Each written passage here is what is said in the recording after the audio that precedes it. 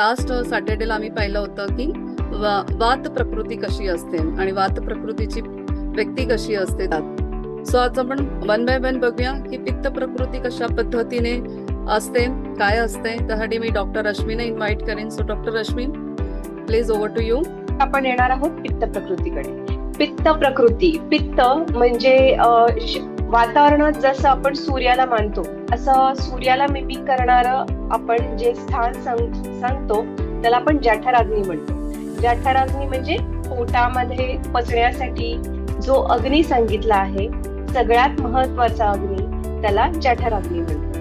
तर आयुर्वेदामध्ये आणखीन एक सूत्र सांगितलं आहे, रोगाः सर्वेपि मंदेग्नौ, म्हणजे सगळ्या रोगांचं मूळ हे मंद झालेला अग्नी आहे. तर पित्त प्रकृतीची लोक असतात कशी?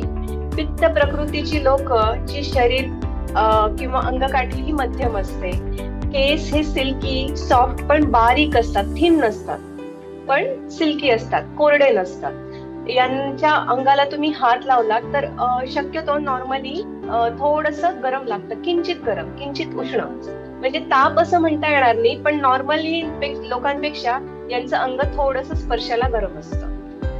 त्याचबरोबर ही लोक शीघ्रकोपी असतात, जमदग्नीचा अवतार म्हणतो आपण यांना. तर काही झालं की चटकन रिॲक्शन, म्हणजे नॉलेज घेण्याची क्षमता पण जास्त, नॉलेज प्रोसेस करण्याची क्षमता पण जास्त, म्हणजे रिॲक्शन इन्स्टंट असतात. थॉट प्रोसेस एकदम पटपट पटपट विचार करून निर्णयापर्यंत जाण्याची क्षमता, प्रोफेशनल असतात ही लोक खूप. त्याचबरोबर स्किन, आपण म्हणलं की स्किन कशी असते, पातळ असते. डोळे शक्यतो पिंगट किंवा वेगळ्या वेगळ्या कलरचे जे डोळे असतात हे जनरली पित्त प्रकृतीच्या व्यक्तींमध्ये बघायला मिळतात आपल्याला. ओके, तर अशा या ज्या पित्त प्रकृतीच्या व्यक्ती आहेत यांना भूक प्रचंड लागते, म्हणजे सकाळी उठलं, पोट साफ झालं की यांना खायला पाहिजे, 4 तास झाले की पुन्हा खायला पाहिजे.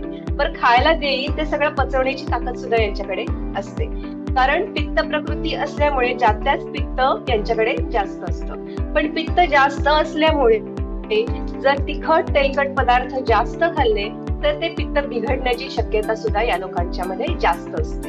त्यामुळं अशा लोकांनी जर सारखे सारखे तळलेले पदार्थ खाल्ले किंवा पॅकेट फूड खाल्ले, जंक फूड खाल्लं तर ऍसिडिटीचे त्रास सारखे होतात, सारखं कशाची. अशा लोकांमध्ये म्हणून केस गळणे किंवा अकाली केस पांढरे होणे, मायग्रेनचा त्रास, वर्टिगोचा त्रास, स्किन रॅशेस म्हणतो आपण, अंगावरती फोड येणे, अंग खाजणे सारखं सारखं, असे आजार यांच्यामध्ये होण्याची शक्यता.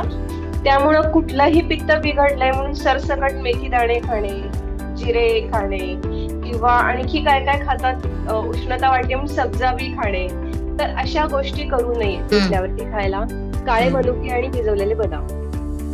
अच्छा, ओके, हे पित्तशामक पण आहे आणि हार्मोनल बॅलन्स पण करतात. आणि तुम्हाला जर सकाळी गोड खायचं आहे असं म्हणताय तुम्ही, तर ते घेऊ शकता. कॉफी आणि biscuit is a worst choice.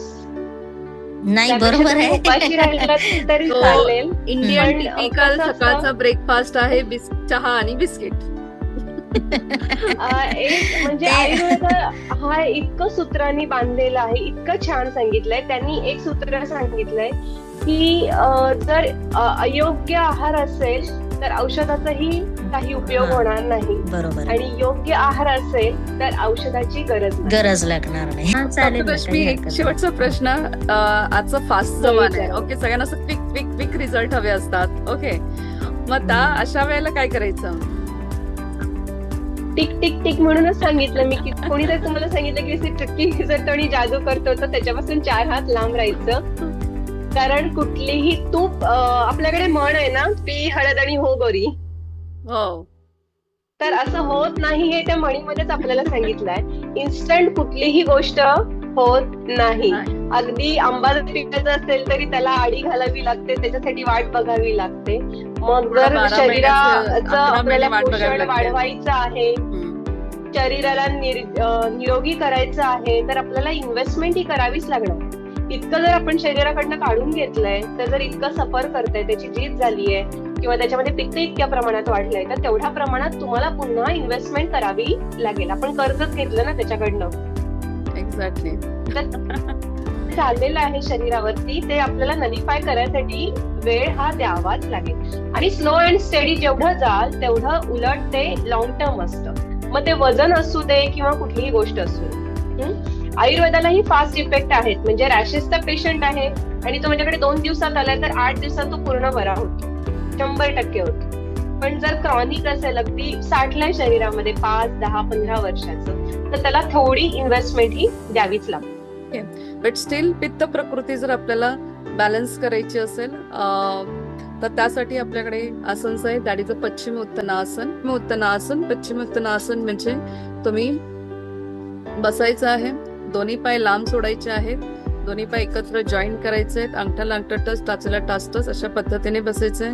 Body एकदम स्ट्रेट पाहिजे, पाठीचं कणं पूर्णपणे स्ट्रेट करायचंय. दोन्ही हात श्वास घेत वर उचलायचे आणि श्वास सोडत तुम्हाला खाली वाकायचंय. पण खाली वागताना कमरेपासून खाली वाकायचंय, मिडल बॅक पासून खाली वाकायचं नाही. जसं suppose this is the lower back, मग तुम्हाला पूर्ण अशा पद्धतीने खाली. दुसरं जे आहे भुजंगासन. भुजंगासन हा मला वाटतं सगळ्यांना आवडणारा सुद्धा तुम्हाला 3 सेट्स करायचे आहेत. तर श्वास घेत यायचे आणि श्वास सोडत खाली जायचे. आणि श्वास घेणं फार इम्पॉर्टंट आहे. नुसतंच आपण करायचं म्हणून जर आसन केलं तर त्याचा तितकासा इफेक्ट होत नाही.